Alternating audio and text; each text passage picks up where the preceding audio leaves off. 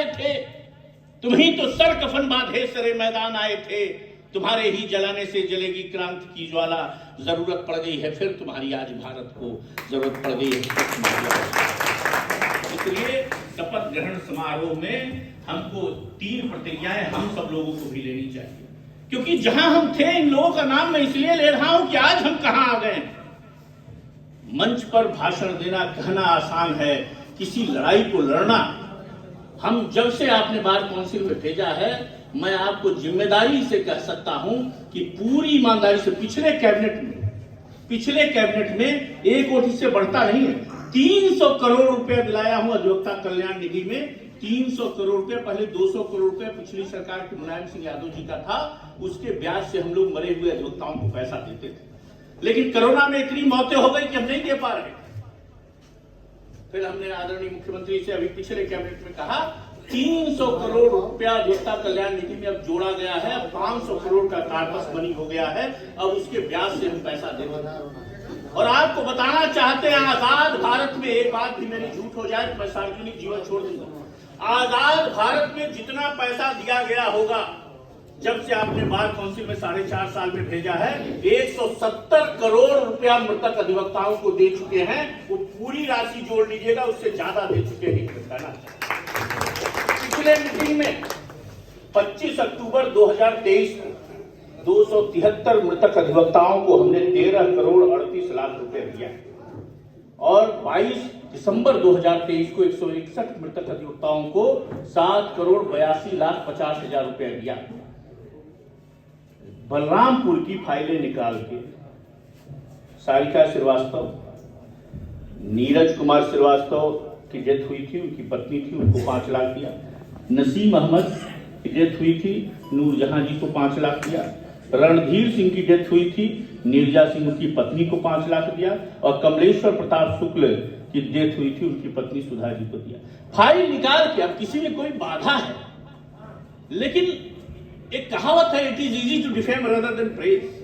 किसी की बुराई करना बड़ा आसान है।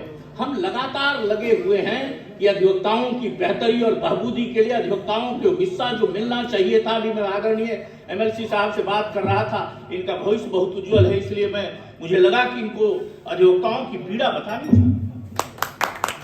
और हम इस बात को कह रहे थे कि जो आजादी के अमृत काल चल रहा है, 75 साल में जो अधिवक्ताओं के साथ न्याय होना चाहिए था वो नहीं हुआ।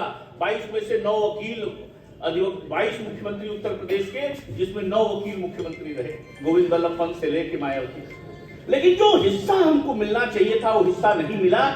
इसलिए आज स्थिति है कि उत्तर प्रदेश की कचहरियों में वकीलों को ऐसे टीम के नीचे हम बैठने पर विवश हैं जहां जानवर नहीं बांधे जा सकते, शौचालय की व्यवस्था नहीं है। हम आदरणीय एमएलसी साहब से, विधायक जी से हम इस चीज को चर्चा कर रहे थे कि एक ऐसी पॉलिसी भी आनी चाहिए पूरे प्रदेश में कि कलेक्ट्रेट और तहसील परिषद के बाहर एक सार्वजनिक शौचालय की व्यवस्था हो जाए। हम जब 13 करोड़ शौचालय बनाने वाले लोग हैं, तो आखिर ये सामान्य चीजें भी होनी चाहिए कि कचहरी में पीने की पानी की व्यवस्था, शौचालय की व्यवस्था, ये व्यवस्थाएं जो बुनियादी सुविधाएं हैं। और उत्तर प्रदेश की सारी कचहरियां, सारे तहसील टीन मुक्त, मड़ई मुक्त, छपरा मुक्त और खपड़ा मुक्त होना चाहिए।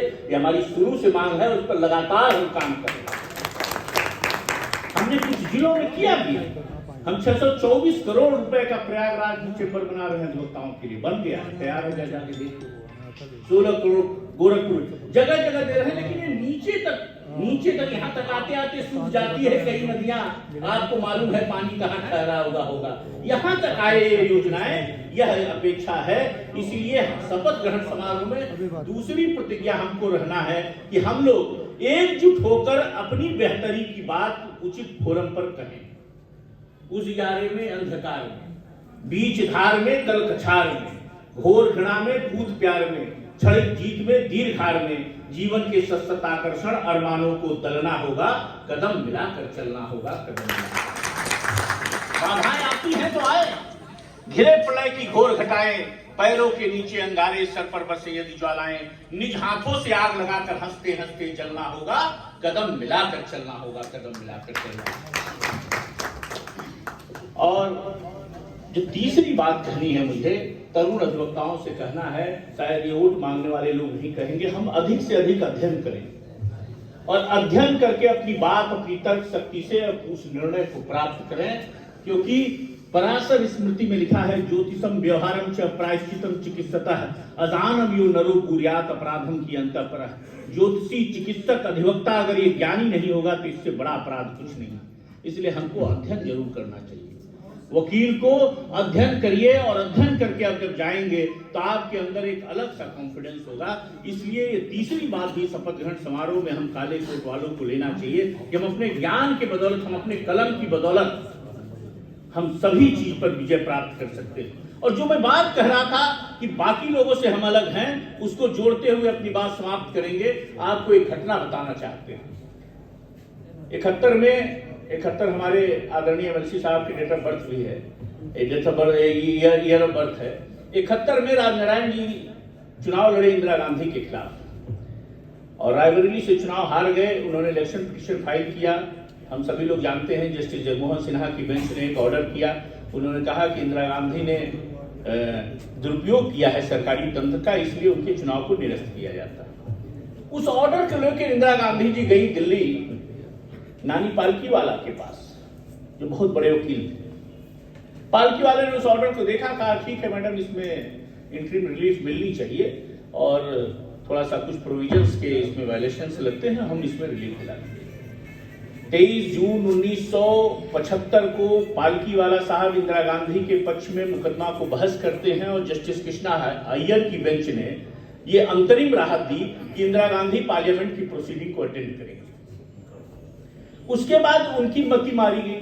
2 दिन बाद बेटे के कहने पर उन्होंने इमरजेंसी लगा दी। ये बात हम लोग को भी खराब लगती है कि वकील को कोई बात कहिए तो बिना पूछे कोई काम कर लेता, तो हम लोग कहते पूछे नहीं तुम हमसे कर दिए, नाराज होते हम लोग। ये बात पालकीवाला को खराब लगी कि इंदिरा गांधी को जुडिशरी पे भरोसा नहीं है और वो इमरजेंसी लगा दी। तब वो पालकीवाला के पास गई जब फाइनल हियरिंग के लिए, फीस लेके पर हियरिंग में फीस देते थे। नगर पंचायत प्रतिनिधि बैठाइए। तो मैं ये कह रहा हूं, फिर दोबारा डेट पर, हर डेट पे पैसा लेते बड़े वकील पर हियरिंग, फीस लेके इंदिरा गांधी गई पालकीवाला के दरवाजे और पालकीवाला से कही कि आप कहे थे फाइनली रिलीफ दिलाएंगे, तो इंटरिम रिलीफ तो मिल गई थी, आज फाइनल बहस है, चलिए बहस कर लीजिए।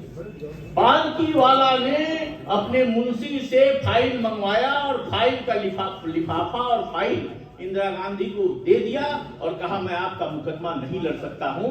मैं ये घटना आपको इसलिए बता रहा हूं कि दरवाजे से प्रधानमंत्री को लौटाने की क्षमता किसी के अंदर है तो सिर्फ काले कोट वालों को। काले कोट वाले इमरजेंसी के खिलाफ, इमरजेंसी में कोई सुप्रीम कोर्ट जज, कोई हाई कोर्ट जज, कोई सेशन जज की हिम्मत नहीं हुई, किसी आईएएस की हिम्मत नहीं हुई कि बोले। पीएन लेखी जेल गए, अरुण जेटली 19 महीना जेल रहे, रविशंकर प्रसाद 12 महीना जेल रहे, जेठमलानी पर मीसा लगा, नारीमन ने असिस्टेंट सॉलिसिटर जनरल पद छोड़ दिया।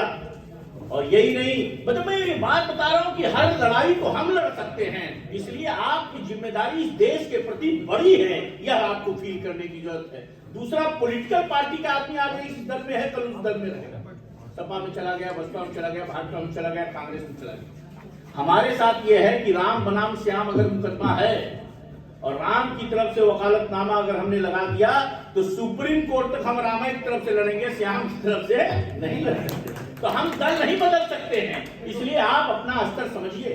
दूसरा, बाकी लोग अपने लिए काम करते हैं, हम जब अपना मुकदमा बहस करने जाते हैं तो सर बैंड उतार देते हैं, काला कोट उतार देते हैं। एक जूनियर वकील ने पूछा कि सर ये क्यों किया जाता है कि आप कहते हैं अपना मुकदमा कर रहे हो तो कोट उतार दो, बैंड उतार दो। हमने कहा वकील अपने हित के लिए नहीं लड़ता है, वकील जो है आम आदमी को न्याय दिलाने के लिए लड़ता है, इसलिए हम काला कोट पहनते हैं। इसलिए आप अपने स्तर को समझिए। और ये जो लोग चुनावी राजनीति में आते हैं, कुछ अच्छे लोगों को आप एसोसिएशंस में चुनते रहिए। अब आप ये भी एक प्रतिज्ञा लेते हुए अपनी बात समाप्त करता हूं कि जब भी बार संघ का चुनाव हो और बार काउंसिल का चुनाव हो तो आप अपना आदमी न चुनिए, अच्छा आदमी चुनिए। आत्मीय जनों के मोहताज से ऊपर उठकर कुछ अच्छे लोग जाएंगे तभी अच्छा नेतृत्व होगा। बाकी बातें हम लोग करते रहते हैं। हम लोग आदरणीय अपने नेतृत्व को सुनेंगे, अकेल जी को और पांडे जी को हम लोग सुनेंगे और इन्हीं पंक्तियों के साथ अपनी बात, हमको लगता है ठंड भी है, ज्यादा लंबी बात न की जाए, फिर कभी बात कहेंगे।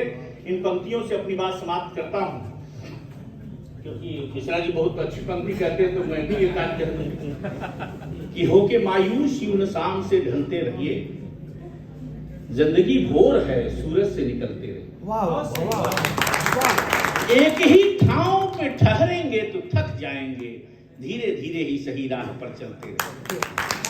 और शाम को गिरता है, सुबह को संभल जाता है, आप भी सूरज की तरह गिर के संभलते रहिए। बहुत बहुत धन्यवाद, बहुत धन्यवाद।